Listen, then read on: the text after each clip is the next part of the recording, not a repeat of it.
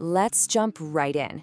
In this explainer, we're unlocking Professor R.K. Reddy's strategic framework, a system for taking that massive, chaotic mess of external data out there and turning it into a literal superpower for your firm. You know, if you've ever wondered how to cut through all the noise of today's business environment and actually find the real signal, well, you're in exactly the right place. Because it really brings us to the million-dollar question, doesn't it? How do those winning companies always seem to see the future coming? Seriously, it's not magic, and there's definitely no crystal ball involved. What we're really talking about here is building a business early warning radar. It's about setting up a system that is so finely tuned, your firm is already making its move while everybody else is still scratching their heads trying to figure out what just happened. Okay, let's dive right into this. Here's our roadmap for the journey. We're going to walk through the early warning system, scanning, monitoring, forecasting, assessing, and then finally, how that all ties into the continuous cycle. Starting off with Section 1, the early warning system. And remember, this isn't a one-off event. You know, it's funny. A lot of organizations treat external analysis like some sort of annual retreat chore. Everyone looks at a few market graphs over some terrible hotel coffee, and then they just forget about them for 12 months. But a true early warning system, it requires these 4 sequential overlapping steps: scanning, monitoring, forecasting, and assessing. Think of each one as a vital filter. They take all that overwhelming chaos from the outside world and distill it right down into a crystal clear path forward. Moving to Section 2, scanning. This is all about putting our detective hats on and detecting those early signals. Now, we really need to highlight a high-stakes difference here: weak signals versus clear trends. When you're in the scanning phase, the information you're picking up is usually ambiguous, it's incomplete, it's scattered all over the place. Those are your weak signals. And look, human nature naturally makes us want to wait for a clear trend, right? Something that's totally obvious to everyone. But here is the absolute danger in that. By the time a change is obvious, it's way too late to get any kind of competitive advantage. The firm that scans well is out there gathering those scattered, faint signals systematically, and they make their move before the trend is even a blip on their competitor's radar. And this brilliantly illustrates why that matters so much. Take a financial services firm looking at demographic data. They might pick up on the very early faint signs of an aging client base, years, literally years, before retirement planning becomes a massive industry panic.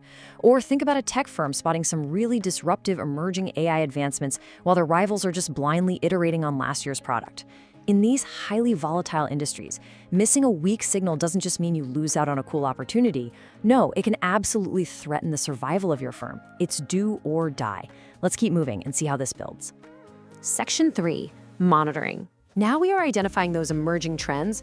So if scanning is what detects those faint little blips on your radar, monitoring is what actually tracks them over time. The core analytical challenge here, and Professor Reddy puts this perfectly, is distinguishing the noise of transient fluctuations from the signal of genuine sustained change.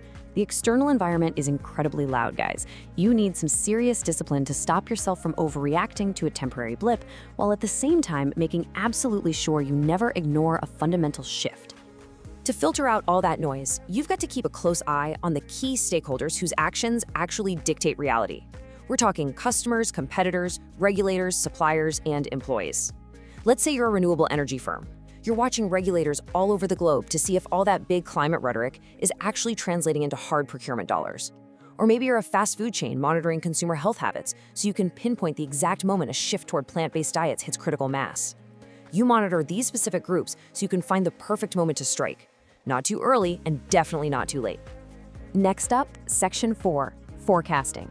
Projecting those future conditions. Since the future obviously doesn't send us a memo in advance, forecasting is inherently uncertain, but we can use powerful tools like scenario planning. Basically, this is the development of internally consistent narratives about distinct possible futures. It's like laying out different game boards. Now, disciplined forecasting isn't about trying to magically predict one exact precise outcome. Instead, it forces your firm to actually articulate your assumptions, test how plausible they really are, and prepare for a bunch of different realities.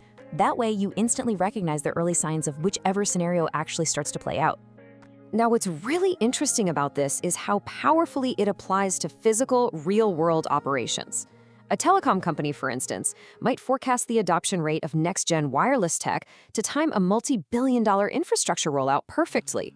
Or imagine a massive retailer projecting geopolitical supply chain disruptions.